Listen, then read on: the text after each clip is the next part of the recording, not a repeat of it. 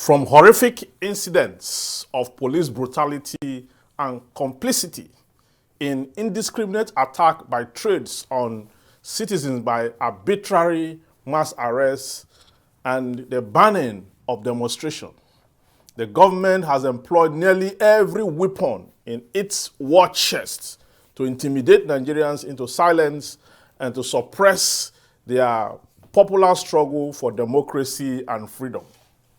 Policemen risk 25 years imprisonment.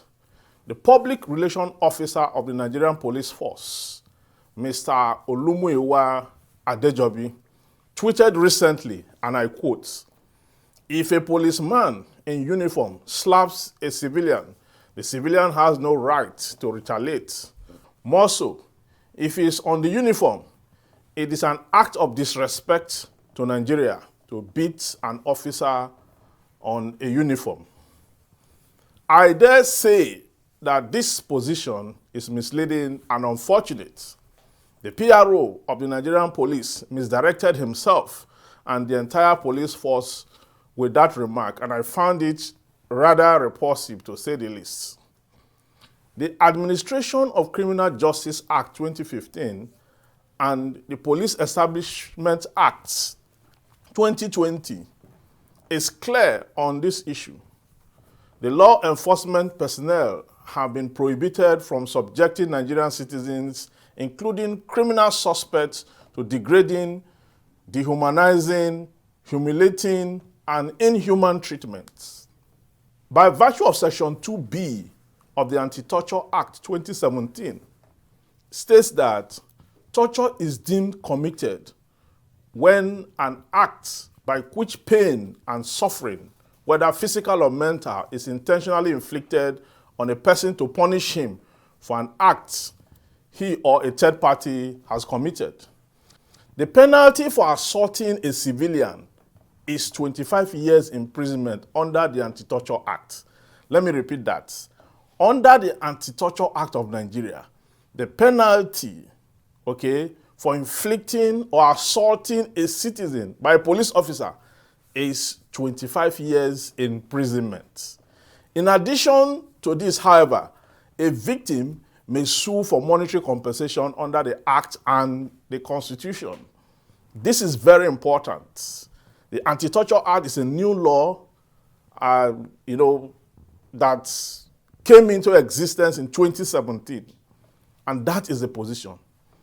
It must be stated with emphasis that citizens are required under the law to respect police officers who are discharging their lawful duties. The penalty for assaulting a police officer is 3 years imprisonment under the Criminal Code. In the same order, police officers are expected to respect citizens. The police PRO, therefore, by his function, is expected to know the relevant provisions of the law as it relates to police public relations, to give the public a balanced information, explain all sides of law, regulations, and directive before dishing them out to the public. A public relation officer must be versatile and engaging with the public, with skillful communication and understanding of the issues devoid of confusion and misdirective inferences that may pitch the people against the police, which may lead to a breakdown of law and order. The tweet under reference, therefore, if not well processed by the rank and files of the police force, may be understood as a license for police officers to go on a slapping spree against innocent citizens. This is unacceptable.